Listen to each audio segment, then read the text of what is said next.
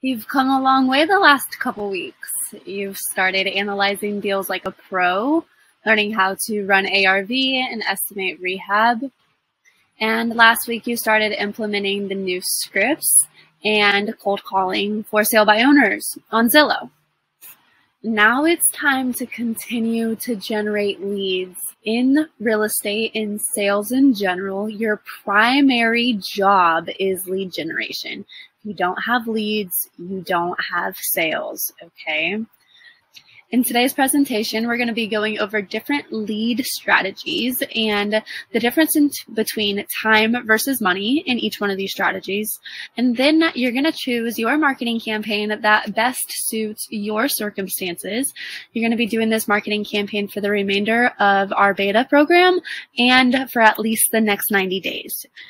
You're going to choose your marketing campaign by what best fits your current circumstances, and it'll be a little easier to do this because at the end of this presentation, we're going to be going over 11 deep dive questions that will help you frame your current circumstances a little bit better to choose your marketing campaign.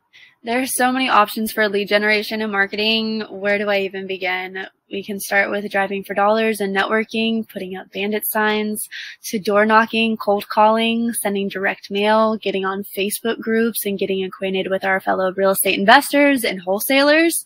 We can leverage social media to leverage our online presence and our website as well.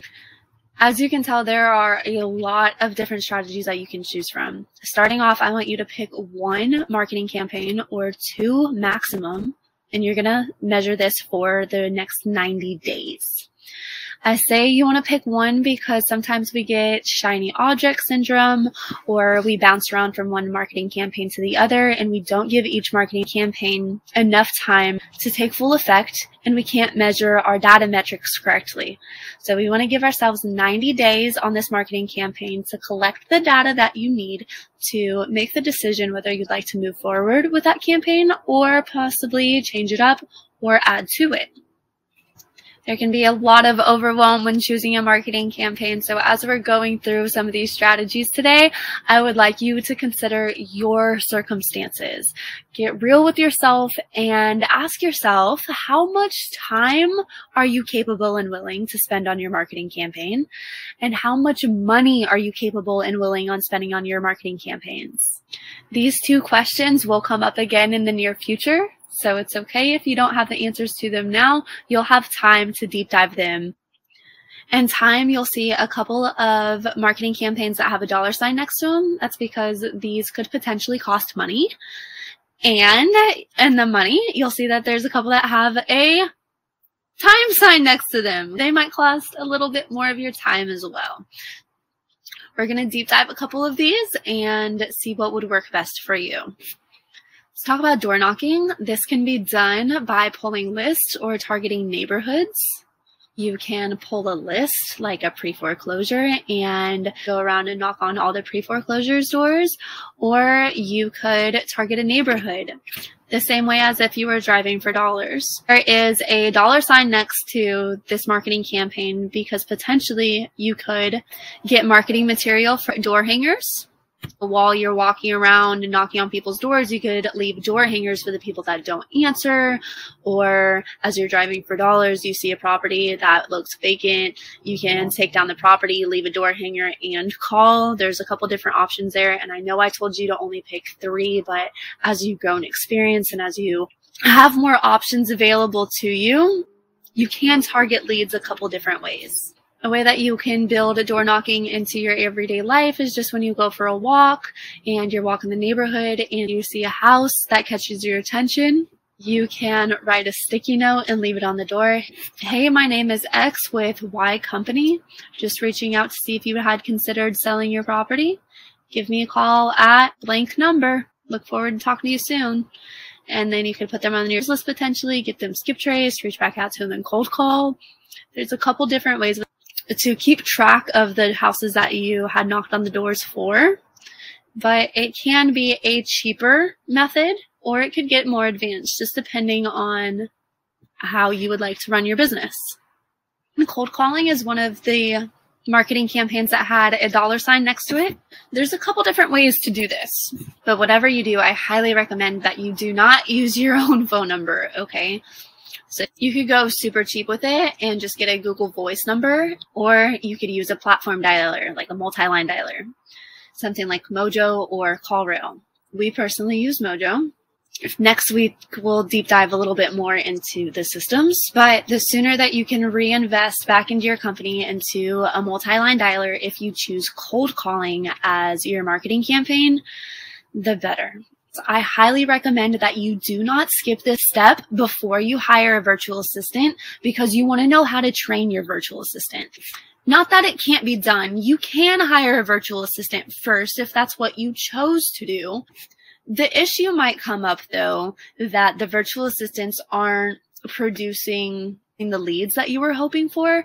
And when it comes to training, you're not going to be able to train as well as somebody that had done the cold calling, has had the experience, knows how to handle seller objections, and knows how to coach their virtual assistants to doing better. After you've learned to cold call for a while and you've gotten good at your scripts and talking to sellers, before you hire a virtual assistant, because you want to know how to train your virtual assistant. I will personally say that the hiring and firing method is not the way that I like to do business. I'd much rather develop a relationship with a virtual assistant, continue to train, continue to grow and develop with one or a team of assistants, rather than getting frustrated and just firing when things aren't going my way. Don't pull the trigger too fast because you feel some type of way. Okay, please give 90 days for a virtual assistant to get used to your scripts, to get used to the way that you do business, to give time to train. I know I said we're going to dive deeper into data metrics and KPIs next week, but I just can't help myself. I think this is super, super important. So we're going to look at the difference between hand dialing and multi-line dialing using a triple line dialer. Specifically, right now, I'm in comparison to Mojo. Okay, I'm going to ask for you to just go with me here. If you have any questions or if you get lost, write your questions down, or if you get lost, pause the video, go back, rewind, and listen to it again, okay? And again, if you have any questions, let's go over them on our call, because this can get a little confusing and it's a lot of numbers to be thrown around. But I think you can keep up with me. For this example, we are going to pretend that we went out and got 100 addresses. So we have 100 leads now. Okay, so now that we have 100 leads, we're going to send these leads to our skip tracer. When that skip tracer sends us the leads back, generally they're going to send 10 phone numbers per lead. But we don't want to waste time calling all 10 phone numbers. Generally, the last couple are landlines and fax and just not good numbers to begin with. So we want to call the first 3 phone numbers. So we have 100 addresses, and now we have 3 numbers per address, leaving us with 300 phone numbers total. So now we have to call all 300 of these phone numbers. How long is it going to take us to do that? By hand dialing each of our calls, we can call 30 numbers per hour. Okay? So if we have 300 phone numbers to call and we can call 30 calls an hour, that means it's going to take us 10 hours to hand dial each of these phone numbers and to call these leads. In comparison, using a platform like Mojo with a 3-line dialer, we can call 150 calls per hour. Okay? So 300 calls, 300 phone numbers that we have to call, divided by 150 calls per hour, means that we can call all 300 of these phone numbers in 2 hours. By using a platform like Mojo, we've been able to 5x our time calling from 30 calls an hour with our hands or 150 calls with a platform.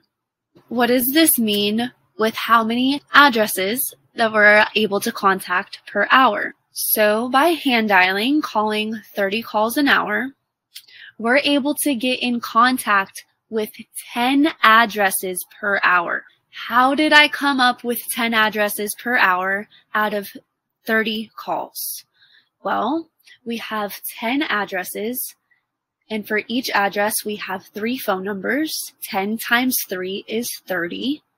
So for calling 30 phone numbers that hour, we're able to get in contact with 10 addresses. Using a platform, we're able to call 150 calls per hour. This means that we're able to get in contact with 50 addresses. 50 times 3, 50 addresses times 3 phone numbers per address gives us 150 calls. Okay, so again, we see by using a platform dialer, we're able to 5x the amount of addresses that we can contact, going from 10 to 50. That's all fine and dandy. We can call those numbers. Okay, we know that we can call 30 an hour with a hand dialer, 150 with a multi-line dialer. But how many sellers can we get in contact with? Expect to only get in contact with 10% of the people that you call. So if you're hand dialing, expect to only get in contact with 3 people. 30 times 10 gives us 3 conversations to be had that hour. You call 30 people, you have 3 conversations. Out of those 3 conversations, you have a 20% chance of getting a lead.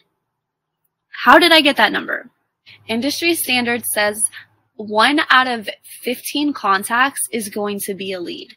So that means you have to have 15 conversations with the seller, going through the script, asking them, hello, Mr. Seller, my name is X with Y company. Have you considered selling your property on Y street? For you to get them all the way through the script and them to possibly say, yeah, I've considered selling. That's a lead. So you'll see that by hand dialing for 1 hour, you'll be able to get in contact with 30 leads, have 3 conversations, and have a 20% chance of getting a lead. Okay. Now let's look at it using a triple line dialer. So here you're able to call 150 leads per hour. And you've got to account for your 10% conversion ratio of calls per contact. So if you're able to call 150 and contact 10% of those leads, you're going to be having 15 conversations with sellers, going through the script, asking them if they've considered selling, and moving them through your funnel. That's perfect, because you know 1 out of every 15 conversations is going to bring a potential prospect, a potential lead. Okay. So you see how using a platform like Mojo, you're able to 5x your productivity. You're still contacting 100 addresses, 300 phone calls. With the triple line dialer, you're able to do it in 2 hours opposed to 10. You're able to contact 15 leads an hour opposed to 3. And you're able to get 1 lead as opposed to 20% of a potential lead. So to scale this up on a much grander scale, you might be asking now, okay, I have 1 lead. Well, how much is it going to take to get a deal? Let's look. Let's check it out. In this model, we're going to act as if we have committed to working 20 hours a week. Okay, so half of a regular work week, that leaves us 4 hours of cold calling a day. Additionally, in this model, we have 10x our original database from 100 leads to 1,000 leads, which means we've also 10x'd the amount of phone calls we have to make. So instead of making 300 phone calls, now we're making 3,000 phone calls. Okay. Next week, when we dive deep into KPIs and data metrics, this is going to again come up when we start talking about how many leads you need for how many appointments you need to set, and how many appointments you need to set for how many contracts you need to make, and how many contracts you need for how much money you want to make at the end of the year. There's a way to reverse engineer all of this, and we're going to go over that. But today, we're just going to talk a little bit about cold calling and our lead funnels. Again, we're calling for 20 hours a week, 4 hours a day. We've got 1,000 leads in our database, and we've got 3,000 phone numbers to contact. If we have 3,000 phone numbers to contact and we're hand dialing, how long is that going to take us? Okay, so let's work the math. If we're able to call 30 numbers per hour, working 20 hours a week, we can contact 600 numbers per week. Okay, so 600 numbers per week if we're calling at 20 hours a week, cold calling 30 numbers per hour. So 3,000 phone numbers to contact divided by our 600 leads per week leaves us with 5 weeks to contact all 3,000 leads at our rate. Okay. So 5 weeks to get all of these leads called is how long it would take. Hand dialing. Okay. So if we're able to make 600 cold calls per week and we're working 5 days a week, we can make 120 calls per day. Okay. 120 calls per day is how many calls you would need to be making if you are hand dialing for cold calling to get to one deal. So if we are hand dialing 120 numbers a day and we have a conversion ratio of 10% of calls per contact, then we're going to be talking to 12 sellers, 12 potential homeowners. Then we're going to be talking to 12 homeowners, 12 potential sellers per day, going through our scripts, having conversations with them. Okay, so today, if you were to sit down and call your 120 cold calls that you were supposed to make, you'd be getting in contact with 12 sellers, and you'd have an 80% chance of setting an appointment and getting a lead. How did I get this number? We have to contact 15 sellers to get to our data metrics of every 15 conversations that you have, you'll get 1 lead. Okay, and because we were only able to contact 12 out of 15 leads, we have an 80% chance of getting a lead today. It might take a day or two to continue to get leads hand dialing. This is why it can cause a lot of burnout, and you've just got to mentally prepare for all of the no's and the time that it will take to get to the number of leads that you need to contact. Okay, now let's compare this with a multi-line dialer. Multi-line dialer, we know that we can call 150 calls per hour. Okay, 150 calls per hour. And we have committed to calling 20 hours per week. 150 times 20 gives us our magic number of 3,000 calls per week, which is exactly what we need. Let's break this down per day. 3,000 calls per week divided by 5 days a week leaves us with 600 calls per day. As you can see here, using a multi-line dialer, you're able to call the same amount of leads in a day that you would be calling in a week hand dialing. That's the power of a multi-line dialer. Just because you're making 600 calls a day doesn't mean that you're going to get in contact with 600 people. Again, you've got a 10% conversion ratio here. So if we're calling 600 people a day, we're going to get in contact with 60 homeowners, 60 potential sellers. So we know that if we get in contact with 60 sellers and we divide our number by 15, because our ratio is 1 lead per 15 conversations. So if we divide 60 by 15, we'll notice that we're going to have 4 leads. Okay, and as I'm realizing this is not 4 leads per week. This is 4 leads per day. Ignore that that 4 leads per week down there. This is leads per day. Okay, using comparing the hand dialer versus a triple line dialer. Okay. So using the hand dialer, you'd have an 80% chance of contacting a lead. And using a platform dialer, you potentially have 4 leads in your database by the end of the day. Next conversion ratio is 1 out of every 10 leads is going to lead to a signed contract. Okay. So you'd need to get 10 leads in. So you need to do this as many times as it took you to get to 10 leads. And then after you had 10 leads, that generally you'd have gone to at least 3 to 5 appointments in that time. And one of those appointments turned into a signed contract. Hopefully 2 of those appointments turned into a signed contract, and you have a 50% fall through ratio if one of those leads were to fall out. Okay. So this process is going to take about 90 days to go from lead contacted to lead, at least under contract. Potentially sold, but at least under contract. So give yourself a full 90 days with any of the programs or any of the marketing campaigns that you choose, because it's going to take some time to measure your metrics. This is potentially the first time you're doing a marketing campaign like this. Potentially might be the first time that you're doing a marketing campaign at all. So give yourself the time and the grace to learn something new, to get the balls rolling, get everything well oiled and moving and chugging along, and you will do great. Just remember that as you're going through it, continue to track your numbers, continue to track your KPIs, and remember that everything in sales is a funnel, okay? We've got the science and the art here, as my partner likes to say.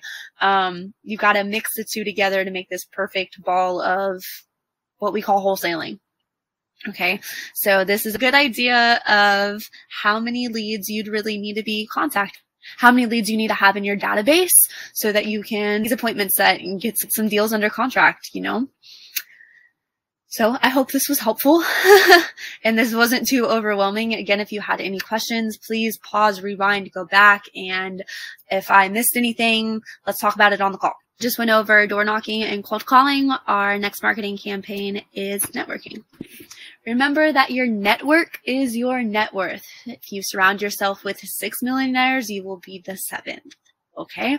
So as you're networking, continuously build good relationships. Look for quality people, quality traits that you would hope to find in yourself, in your future self. Sometimes you'll come across deals at networking events, but generally when you go to network, you grow to build your sphere. Okay. So as you're growing your sphere, definitely keep in mind for personalities that suit your own and traits that you look for in people, quality traits that you would hope to have in a mentor and a friend and a colleague.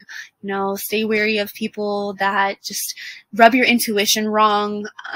Just be very intuitive while you're going through this and you'll be fine. It can be a little nerve-wracking at first going to some networking events. I highly recommend the best way to walk in is just put your phone in your pocket, be super confident, and, you know, ask questions, mingle around. You don't have to know everything if you're nervous about being there, or if you're going to an auction potentially for the first time as your networking event. You can always say, yeah, I work with a company, or I'm new, or just be honest, be yourself, and everything will be fine. When you think about networking and getting leads from your network, generally you want to think about your sphere of influence. This is going to be your friends, family, coworkers, different vendors that you know, industry leaders that you potentially have worked under an internship with, that you've built relationships with and contacted there, referrals, just any lead that could potentially come from outside of your general marketing campaigns. This is going to be your network. JV partnerships can often come from here. As you're growing, you're going to get contractor partnerships and private money, hard money, just all these different people that are going to be feeding into your real estate business. You can often find from networking. And of course, this can be online or offline. Driving for dollars is our last one on our time side that has a little money sign by it. So let's check that one out. So there's a couple of different ways to drive for dollars. There's the cheap and free way, and there's also systems that you could use. The cheap and free way is something that I did for quite a while. I would drive around and look for houses that looked like they needed some love, looked like they were they were a tear down, that they looked like the owner didn't care about the house. When you drove by, it just caught your attention, like, wow, this person just doesn't care.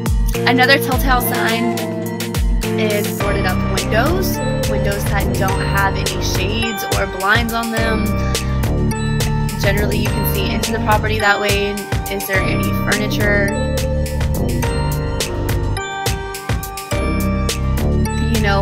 When you walk up to the front doors, there are cobwebs and leaves all over that haven't been trifled with. Is there 5 months worth of newspaper in their front yard? These are just some traits that I see of properties that are great driving for dollars leads. You want to look for rundown houses and nice neighborhoods. Or the ugliest house in the neighborhood is really what you're looking for. Welcome to Houston, where you have a lot, a fix and flip, a commercial building, and a new build, all on the same street. What the hell? When you're driving for dollars, the way that I use the cheap and free way to do it is I would pull up Apple Maps. Actually, if you have Apple, this is a great tool. If not, it also works on Google Maps. It's just not as user-friendly. Go into your maps and create a new list and label that list driving for dollars, and then create a new one within that list if you want to, and label it the date, label it the neighborhood, label it the zip code, whatever you find would be easiest for you.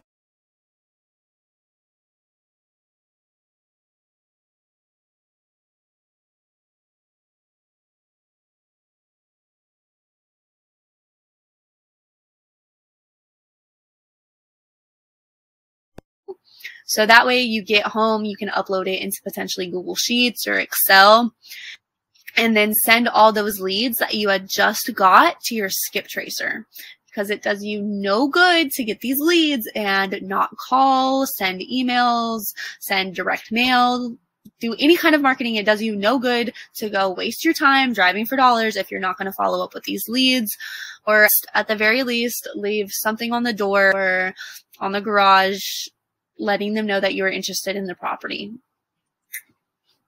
But again, you always want to make sure that you're taking down the address for the driving for dollars lead that you had come across. So get it back, upload it into Google, and send it to the skip tracer. Okay. Another way to keep track of this is driving for dollar systems that will actually track where you drive, some of them, and I'll give you a nice little outline so that when you're driving through neighborhoods, you don't get lost, or you don't drive down the same street twice or 3 or 4 times. Some of these systems are a little bit more expensive than others, so just do your due diligence and price check them out. I think Deal Machine is somewhere around like $50 a month, and RE Simply for the driving for dollars feature, I think is somewhere around $40 a month. So just kind of price check some systems, see if there's anything else that you can find what works best for you. You've got a couple other options for generating leads with your time. One of them being scouring the MLS for new listings, or Zillow for sale by owner. The hard part about the MLS is big time investors generally have a team or a crew looking through the MLS and putting in offers quite often. Realtors are putting in offers. The market is so hot right now. Real estate's not staying on the market. So you're lucky if one property has 5 offers on it. So the MLS is going to take a little bit more time to find a good deal. Just keep that in mind. You can find deals on Facebook Marketplace, JV with other wholesalers from around the city, around the state, around the nation, who are potentially virtually wholesaling in Houston and need help disposing of property. You can build really good relationships with new wholesalers, new contacts, just via Facebook, getting engaged, getting active there, finding out who is in your community. And the last time-intensive marketing campaign I would say is social media, unless you pay for, I should have a little money sign here, unless you pay for somebody to, do all your ads and manage your account and all that jazz. Social media could be a different way for you to just get out there and generate some new leads. Now let's talk about some marketing campaigns that are going to cost a little bit more in money. Bandit signs. We personally tried bandit signs for 3 months.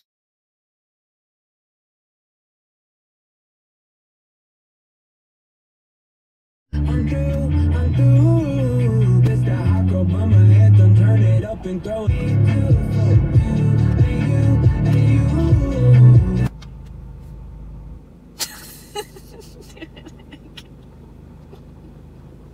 We tried this campaign out and we had a lot of investors calling us and not a whole lot of homeowners. So it was cool to get in contact with some new investor friends, but I personally can't say that bandit signs work great or not. In my opinion, they are time intensive and they do cost a little bit of money, and you have to go out there and pick them out. And if you don't pick them up, then the city is going to generally take them away. Potentially you could get fined as well if you put bandit signs in the wrong area or in restricted areas. So what I do recommend if you're going to put out bandit signs is that you put them out on Friday after the city workers have gone for the week and done their job, so they're not out picking up your signs. And then you leave them out through the weekend. People traveling and out and about through the weekend can see your sign. If you want to, you can always track where you put the sign. You can track this through your Google Maps or Apple Maps, or if you want to, there's some different programs that actually track where you put your bandit sign. So you can look into something like that as well. So if this is a marketing campaign that you do decide on, I would go ahead and recommend that you price everything out prior to you fully committing on it. Again, door hangers are an option as you're going around driving for dollars, or door knocking, just being able to slip something on somebody's door saying, hey, we were here. Following up with a cold call and asking, hey, did you see my door hanger that I left on your door? There is always a good approach. Another option that you have is sending direct mailers. So flyers, yellow letters, postcards, business letters, letters of intent. Any of this snail mail, direct mail. You can automate direct mail through systems and by pulling bulk lists and having drip campaigns set up for direct mail, or you can send one-off direct mailers. This all depends on your strategy and what you find best. For us personally, direct mailing is one of our last points of contact. For example, pull a list of leads of, let's just say 100 for easy examples. And we cold called that list and we got in contact with 10% of those leads. Okay. And then we take the rest of the 90% of leads that we didn't get in contact with, and then we'll SMS or email or RVM. And then as we're going through them, we're funneling them down. If they respond, yes, they'd like to, then we move them out. No, they don't, then they drop off to a dead lead. Okay. But if we get all the way through a list and we hadn't been able to contact it through any other forms of communication prior, then at that point, we will send a direct mail because it is the most expensive marketing campaign that we have. Okay, so that's how we structure it, and potentially how you could structure it as well. Again, you can send direct mailers as your primary marketing campaign, but I would again go ahead and price it out, find good companies that you would like to hire to help along with this process, and yeah, just price it out. Another one of your options for lead generation is pulling lists. You can find lists on PropStream, ListSource, Real Estate IQ, Real Acquisitions, PropStream, ListSource. You can also go to the county. You know, there's so many different options that they're coming up with all the time. So do some research if this is something that you would like to do. Some of these are going to cost money, either subscriptions or at the time of download. So again, just kind of price everything out and see what you'd like to do. But if you're going to pull lists that are popular to pull are vacants, utility liens, mechanical liens, tax liens, pre-foreclosure, any probate, divorce, high equity, properties with high equity over 70%, and tired landlords. So we've been over our lead generation strategy. Now it's time for you to pick your marketing campaigns. When it comes to choosing your marketing campaign, make sure that it aligns with your circumstances, with your current circumstances. When we first started working together, I asked you to plan out your dream day. Now it's time for you to implement the lead generation into your dream day. Okay, so continue to keep your circumstances in mind. Align your marketing campaign with what best works for you now. Determine your marketing budget for time and money. How much time are you willing to spend on this per day, per week, and how much money are you willing to spend on your campaign? Choose a maximum of 2 campaigns starting out so that we can collect our best data metrics and continue to move forward and grow in business, okay? Be on to yourself that you're not choosing campaigns that are passive in effort because of fear. For example, sometimes we might do things like choosing a text messaging campaign because it is easier and it doesn't force us to face our fears the way cold calling would. Okay, so just be on to yourself that you're not avoiding a marketing campaign because it would be uncomfortable. Allow yourself the time to feel those emotions and push through that uncomfortable situation. When you push through uncomfortable situations, you build trust within yourself and you reprogram your mind to do hard things. So continue to just check yourself and choose the best campaign that truly works for you in your best circumstance, okay? Dive deep into your campaigns. Take massive action. Remember that nothing is a failure. Campaigns don't fail. They just might not bring the results that you were anticipating. So we have to reevaluate, analyze, and adjust a couple things moving forward. Analyze our metrics, take a step back, and readjust so that we can continue to grow. Do not stop this process until you absolutely get what you want, okay? Just remember to give it time. You're running this campaign for 90 days. Again, nothing is a failure. Everything is a success. As long as you're continuing to learn and measure and just to grow, you're winning. Located in your Google Drive, there's going to be a document waiting for you. There's 11 questions that I'm going to ask you that will hopefully just help you deep dive these marketing campaigns and really fine tune your best circumstances and what would work best for your situation. On our call, we're going to be talking about what marketing campaign that you chose, how we're going to move forward with that. We're going to implement some strategies for the next 4 weeks and beyond to 90 days. And then we're going to start implementing these campaigns, tracking and growing. And this is where the fun stuff kicks off. Okay. So I look forward to our call coming up and I will speak with you soon.